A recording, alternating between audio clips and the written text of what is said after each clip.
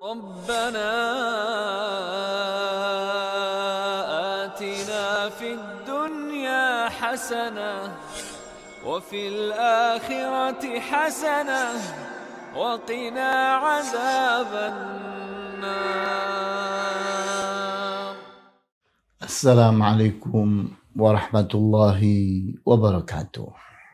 الحمد لله والصلاة والسلام على رسول الله وعلى آله وأصحابه ومن تبعه بهدى إلى يوم القيامة وبعد. Ikhwani wa akhwati fid din, a'azzakumullah.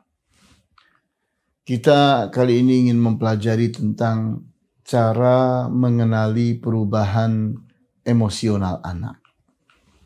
Mengenali perubahan emosional anak adalah sesuatu yang penting dalam mengikuti perkembangan seorang anak.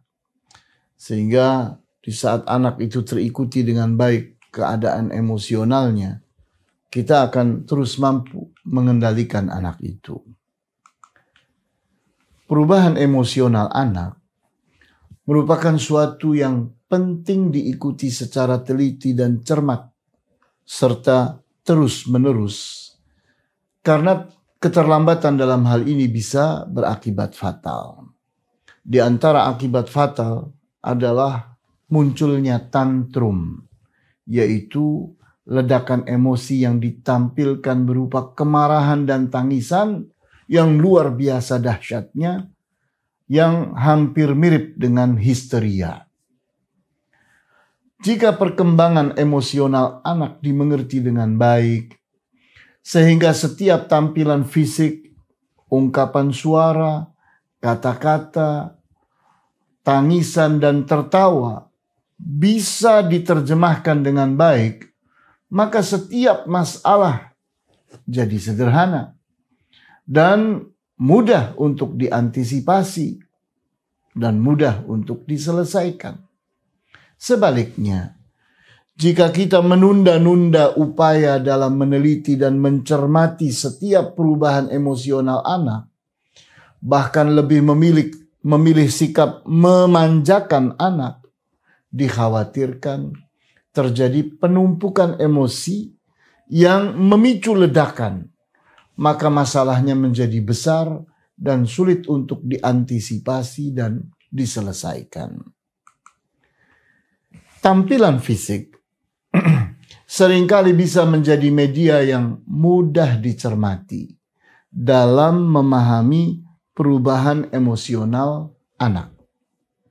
Contohnya, muka yang murung, tubuh yang lemah, dan malas-malasan. Setiap perubahan tampilan fisik hendaknya dicatat dan diingat untuk dimengerti dan diterjemahkan. Contohnya, muka yang murung bisa menandakan sikap tidak puas terhadap keadaan atau perlakuan yang dirasakan oleh anak. Tubuh yang lemah bisa menandakan hilangnya semangat anak karena merasa tidak nyaman terhadap situasi dan kondisi yang mencemaskannya.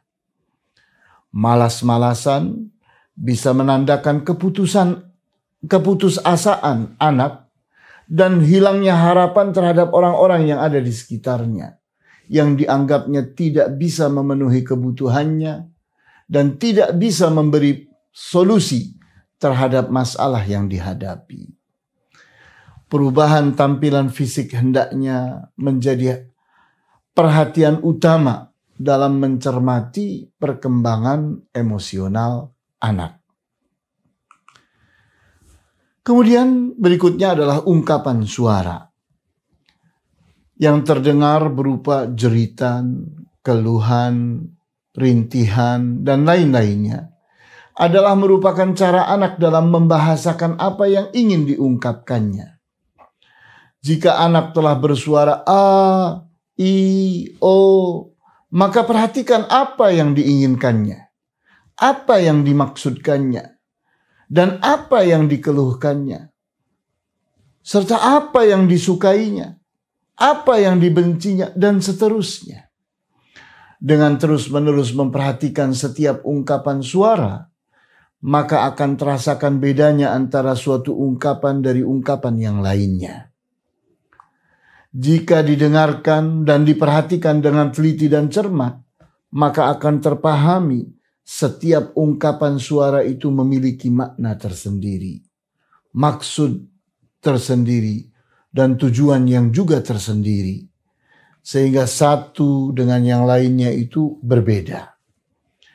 Jangan kita menyepelekan ungkapan suara yang terdengar dari anak. Hendaknya diyakini sebagai bentuk komunikasi dari anak yang harus dipedulikan dan harus ditanggapi dengan penuh perhatian.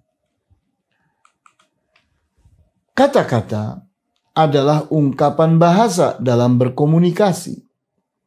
Pada saat anak telah mampu membahasakan keinginan dan kebutuhannya dengan kata-kata, maka hal inilah yang menunjukkan kemajuan yang harus diapresiasi dengan kepedulian, dengan tanggapan yang serius dan jangan diabaikan.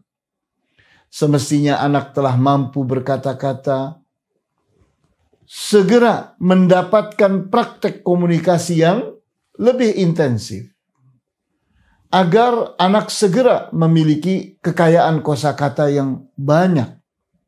Sehingga anak bisa mengungkapkan keinginan dan kebutuhannya sendiri dengan kata-kata secara langsung tanpa memerlukan terjemah. Kemampuan berkomunikasi inilah yang akan mencairkan suasana. Dan akan menjadikan lebih banyak orang yang bisa membantu anak dalam memahami perubahan emosionalnya. Semakin lancar seorang anak dalam berkomunikasi, maka semakin banyak pilihan baginya siapa yang bisa dijadikan tempat berkonsultasi. Dan bisa melibatkan lebih banyak lagi orang yang mengantisipasi dan menyelesaikan masalahnya. Tangisan adalah alat yang paling ampuh bagi anak untuk memaksa orang lain agar memperhatikan keinginan dan kebutuhannya. Namun, pada saat anak telah pandai berkomunikasi dengan bahasa yang jelas, maka jadi terbataslah fungsi tangisan. Di mana tangisan hanya untuk mengungkapkan rasa sedih, rasa haru, rasa senang yang luar biasa. Sebaliknya tertawa. Tertawa adalah ungkapan sederhana dalam mengapresiasi sesuatu yang ada pada diri anak. Di mana seseorang di saat melihat sesuatu yang disenanginya, maka dia mengapresiasi itu dengan tertawa. Seseorang anak menyatakan rasa senang kepada orang lain itu dengan cara dia tertawa. Maka jika seorang anak tertawa berarti dia merasa nyaman terhadap suasana yang sedang melingkupinya dan dia sedang tidak merasa takut. Seorang pengasuh hendaknya pandai dalam memahami tangisan dan tertawa seorang anak dan jangan terlambat dalam menanggapinya. Namun, jika seorang pengasuh menganggap bahwa tangisan anak tertentu hanyalah sandiwara karena terbukti tidak ada air mata yang mengiringinya, maka apa yang harus dilakukannya? Segeralah anak itu dialihkan dengan cara melatih anak itu supaya cepat berbahasa, agar anak itu mampu mengungkapkan keinginan dan kebutuhannya itu dengan kata-kata, bukan dengan tangisan. Sehingga dengan demikian kita lihat bahwa perkembangan emosi seorang anak itu mesti kita ikuti. Kita ikuti secara teliti dan cermat. Di mana keterlambatan seseorang itu bisa berakibat fatal. Oleh karena itu, problem yang seringkali dihadapi oleh orang tua adalah problem tantrum yaitu ledakan emosi yang berlebihan. Ledakan emosi itu tentu saja bisa ditunda, bisa diredakan kalau kita melakukannya semenjak awal, mengantisipasinya semenjak awal. Namun di saat orang tua itu ternyata membiarkan, bahkan memanjakan anak, sehingga tangisan itulah jalan keluar bagi anak untuk berkomunikasi dengan orang tuanya, memaksakan kehendaknya, maka tantrum itu akan mudah lahir. Inilah pembahasan yang bisa dibahas pada kesempatan kali ini. Wallahu ta'ala a'lamu bis-shawab. Walhamdulillahi rabbil alamin. Wa sallallahu ala asyrafil anbiya'i wal mursalin. Wa ala alihi wa ashabihi ajma'in. Subhanakallahumma wa bihamdika. Ashhadu an la ilaha illa anta. Astaghfiruka wa atubu ilaik. Wassalamu alaikum warahmatullahi wabarakatuh.